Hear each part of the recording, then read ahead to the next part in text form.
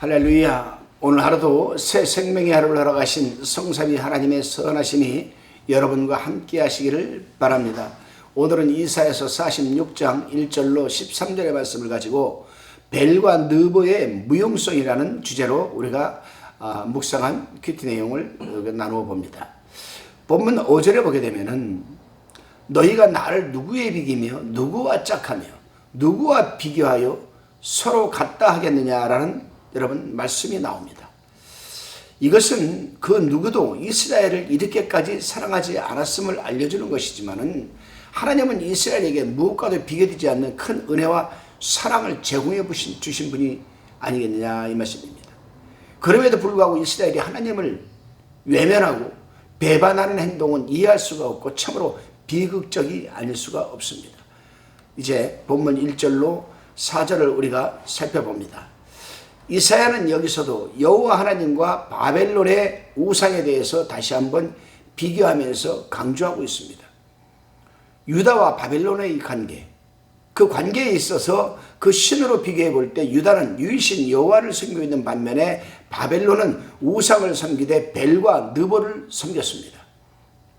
벨은 바벨론의 중요한 신의 이름으로 바알과 같은 뜻이지요. 태양신을 가리키는 겁니다. 느보는 벨이 부종하는 신으로서 벨의 아들 나부의 다른 이름입니다. 그런데 그 벨은 엎드러졌고 느보는 구부러져서 그들은 일제히 엎드러졌다고 하니 완전히 패망을 말하는 것입니다. 그렇습니다, 여러분. 오늘날도 마찬가지입니다. 우상을 섬기는 자들에게는 우상이 두렵고 무섭지만 우리 하나님을 믿는 성도들에게는 생명이 없는 하나의 조각품에 지나지 않기 때문에 아무것도 아닌 것입니다. 그럼에도 불구하고 하나님을 믿는 사람들조차 위급하면 그런 우상에게 찾아가서 길을 묻고 과정과 결과를 물으면서 우상을 두렵게 생각하니 어찌 하나님께서 진노를 하지 않으시겠습니까?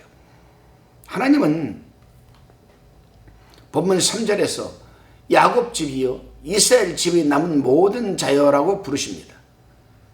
배에서 나면서부터 안으시고 태에서 남으로부터 품었다고 하셨으니 이는 자애로운 부모의 심정으로 안고 품어 보호하신다는 뜻입니다. 그것도 노년에 이르기까지 그리하고 백발이 되기까지 품고 안아주신다는 이 말씀은 일시적으로 함이 아니요 영원토록 하신다는 것입니다. 여기에 대해서 우리는 시편 136편 26절을 읽어볼 필요가 있습니다. 그렇습니다, 여러분. 하나님은 일시적으로 우리를 사랑하시는 분이 아니죠. 영원토록 영생하도록 우리를 사랑하시고 품어주시고 지켜주시는 분이십니다. 다시금 본문 5절로 7절의 말씀 제가 한번 읽어보겠습니다. 5절에 너희가 나를 누구에 비기며 누구와 짝하며 누구와 비교하여 서로 같다 하겠느냐. 6절에 사람들이 주머니에서 금을 쏟아내며 은을 저울에 달아 장색에게 주고 그것으로 신을 만들게 하고 그것에게 엎드려 경배하고 7절에 그것을 들어 어깨에 메어다가 그의 처소에 두면 그것이 서서 있고 거기서 능히 움직이지 못하며 그에게 부르짖어도 능히 응답지 못하며 고난에서 구하여 내지도 못하느니라. 이사야 선지자는 유대인들이 바빌론 포로 생활하는 중에 우상을 섬기는 자들이 여러분 일시적으로 왕성하는 모습을 보고 생각하기를 우상 섬기는 것도 하나님 섬기는 것보다 못하지 않다고 할 사람들이 있기 때문에 여호와 하나님은 아무데나 비길 데가 없으신 유일하신 참 하나님이심을 변증하고 있는 것입니다. 그렇습니다, 여러분. 바벨론에 일시적으로 왕성하는 현상은 하나님의 섭리와 경륜 가운데 주신 분깃이라고 시편 17편 14절에서 말하고 있습니다. 하나님께서는 선지자들을 통하여서 나 외에는 다른 신이 없느니라고 누차 역설하신 것이죠. 그래서 성경을 읽어보면 우상주의는 신구약을 막론하고 모두가 정죄되었고 패망했습니다. 일시적으로 여러분 그 흥황되는 것을 보고 하나님을 믿는 백성들이 우상을 섬겨도 흥황하는구나 잘 되는구나 이런 생각을 하면 안 된다는 얘기입니다. 그 이유는 우상으로 하나님을 대신할 수 없기 때문이요. 우상을 섬기는 자들은 보이지 않는 하나님보다 보이는 형상 자체를 위주로 삼기 때문입니다. 자기위로가 되는 거죠. 자기위안이 되는 것이죠. 그러나 하나님의 사람들은 하나님은 영이시니 영적으로 믿으며 영적으로 섬겨야 되는 것 아니겠습니까? 다시금 본문 8절로 13절을 살펴봅니다. 8절에 너희 패역한 자들아 이 일을 기억하고 장부가 되라. 이 일을 다시 생각하라. 너희는 옛적 일을 기억하라. 나는 하나님이라. 나 외에 다른 이가 없느니라. 나는 하나님이라. 나 같은 이가 없느니라. 10절에 내가 종말로 처음부터 고하며 아직 이르지 아니한 일을 옛적부터 보이고 이르기를 나의 모략이 설 것이니 내가 나의 모든 기뻐하는 것을 이루리라 하였노라. 11절에 내가 동방에서 독수리를 부르며 먼 나라에서 나의 모략을 이룰 사람을 부를 것이라. 내가 말하였은즉 정령 이룰 것이요 경영하였은즉 정령 행하리라. 12절에 마음이 완악하여 의에서 멀리 떠난 너희여 들으라.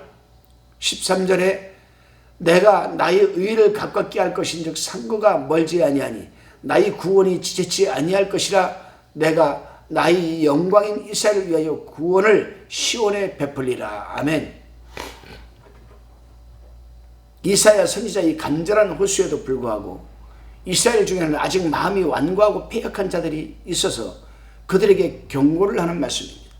하나님께서는 처음부터 섭리와 경륜이 계셔서 그 예정을 따라 선지자를 통하여 가르치시고 시행하는 분이심을 우리는 믿어야 합니다. 이 과정에서 장래사에 대하여 예언하실 수 있고 그 일을 이루실 수 있는 능력의 소유자는 우상이 아니라 참 하나님이라는 것을 선지자는 지금 강하게 역설하고 있습니다.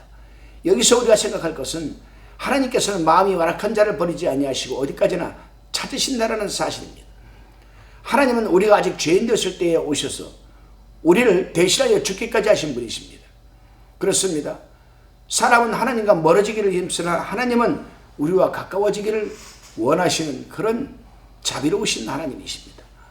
여러분, 자비로우신 하나님, 당신 목숨까지 내어주신 우리를 사랑하는 하나님, 그 하나님과 온전히 동행하시는 하루가 되시기를 바랍니다. 기도드리시겠습니다. 주님, 세상 사람은 눈에 보이지 않는 것보다 눈에 보이는 것을 더 좋아하고 보이는 것을 쫓아가는 삶을 살기를 선호하지만 우리 하나님은 눈에 보이지 않는 영의 하나님이심을 우리가 잊지 않게 하옵소서. 감사드리오며 예수님의 이름으로 기도드리옵나이다. 아멘.